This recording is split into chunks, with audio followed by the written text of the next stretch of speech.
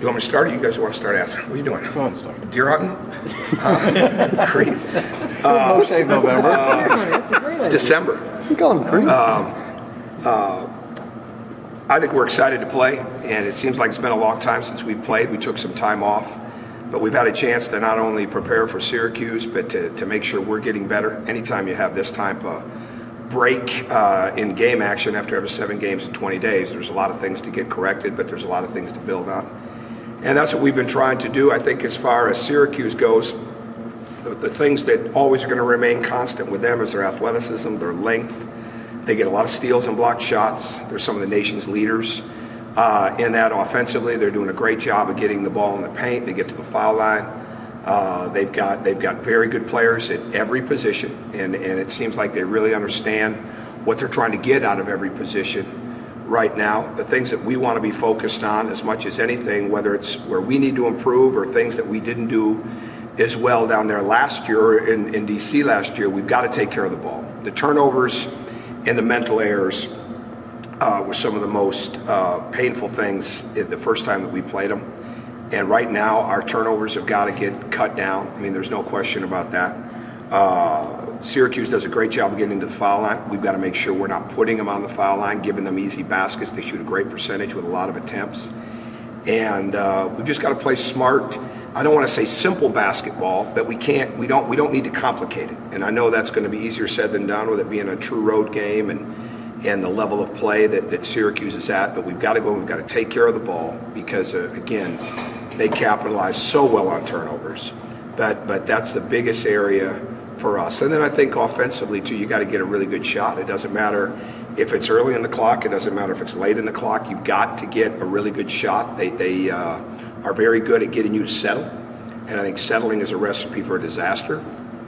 And I think bottom line, we've got to have very good ball movement, body movement inside of the game. And I know our guys are excited to play. So here we go. A lot of fans are looking at it as a rematch, but you're both drastically different teams. How are they different? Well, they're different. Obviously, it speaks for itself and what they've lost and what we've lost with the pro and graduation losses that we both had. But we can't focus on rematch. We can focus on the things we've learned from the game, but it's two different teams. Basically what I said in the sense of where they're different, but they're not different in the sense that C.J. Fair is an All-American and playing very well. The front line is back with the exception of Sutherland, and the length, the athleticism, the ability to get steals and block shots and be very hard to score against. And they do a great job of limiting you to that one shot. That's where they're the same. Some of the things that the Baylor got in that game, are those things that any team can get against Syracuse, or are those a little more Baylor-specific type things? No, I think it all comes down to what your philosophy is. We don't want to go in there and we're not trying to go in there and play slow. And sometimes it's easier said than done on the road with that. But you just have to go in and do what you do. And we've been putting a lot of points on the board. We've been getting very good ball movement. Our shot selection continues to improve. The bottom line is taking care of the basketball. It really is. We've got to make sure that we do enough to get to the foul line. We didn't get to the foul line enough when we played them in D.C. And frankly, if the rules were in place the way they were now with last year, we'd have probably gone from 26 to maybe up to 40 free throws. But it wasn't the same. It's a different game now.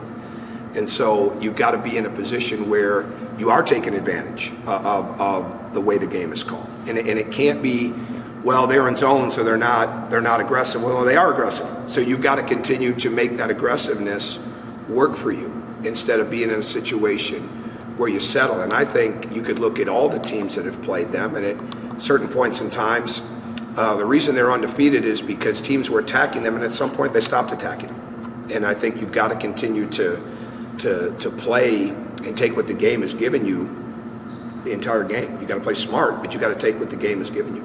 Was that ever, I guess, a problem last March? And I know it was a different cast of characters on both sides, but just, I guess, sustaining aggressiveness, especially against that zone. No question about it, because we were too fast at times, but we didn't run enough, and we just made too many mistakes. We made too many mistakes in the game, and we picked a bad time to not have a good game. But the bottom line is it's completely different. It doesn't do a lot of good to put a lot of time into that game because everybody's so different. But when you're playing against teams like that, you've got to have concepts. I mean, you have to have plays, but you've got to have concepts that you can rely on and you can go to. And one thing for us a year ago, we shot the ball extremely well, and from three, and in that game we didn't get as good a look. And you still got to have other ways to get there. We didn't get to the foul line enough. We didn't get enough offensive rebounds. Well, those are things that we've got to be able to do now because we are, no matter what, no matter who we play, we've got to be able to get the ball inside. We've got to be able to get it into the paint. We've got to be able to get second shots. We've got to get to the foul line. Those things are important. I remember Coach Boeheim last year talked about that they were going to take their big guards and attack your smaller guards. You're bigger now. You have more length. How much of an advantage now does that give you? Well, they did a good job of that. But, I mean, again, we self-inflicted a little bit of that with our mental errors and with our turnovers. But there's no question that at that point in time the length was different than what we're used to. But I think, again, we have a completely different team now. I think the way that you go about setting your offense, so to speak, in this game, as much as you can, you want it, like I said earlier, you want to simplify it as much as possible, but you just want to do what you're best at. And I think for us in this game, because obviously it'd be silly for us to go up there and think we're just going to outshoot them from the three-point line in this game. That's not what our team is right now. But there's still a lot of different ways that we can play and attack in this game, and we've got to do a good job of staying committed and true to those. How different, I guess, just in that vein, can your game plan be? Because there's more length, because maybe especially defensively against a team that does have a lot of athletes like they do. Well, they have very good individual scores. And I think anytime you have that, you not only have to be concerned about your one-on-one defense, but your help defense has got to be really good. And I think the fact that we've played a couple teams now that have got really good scores helps us just get more of an understanding, especially with the younger players in that. But they've got real strengths. I mean, there's really, when you look at them, you see some real consistency. Cooney's shooting, Fair's ability to score, Grant's relentlessness and aggressiveness and quickness and speed and ability to get to the rim and shoot pull-ups. Tyler Ennis just continues to distribute the ball and play with great poise for a freshman. Keita and Christmas and Coleman are around the bucket all the time. They're tremendous offensive rebounders. I think the fact that there is so much, they're so aggressive on the backboards, that's going to be a great chore for us.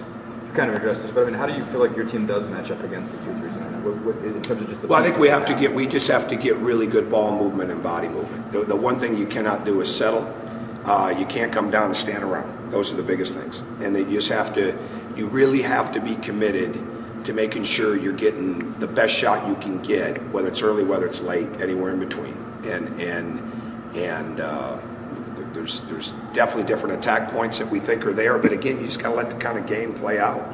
But you can't stand and you can't hold it. Those are the big things. Coach, you touched on Tyler Ennis's play a little bit, but it seems like his play is kind of progressing as long as the talent is there around him and also the talent of the other team.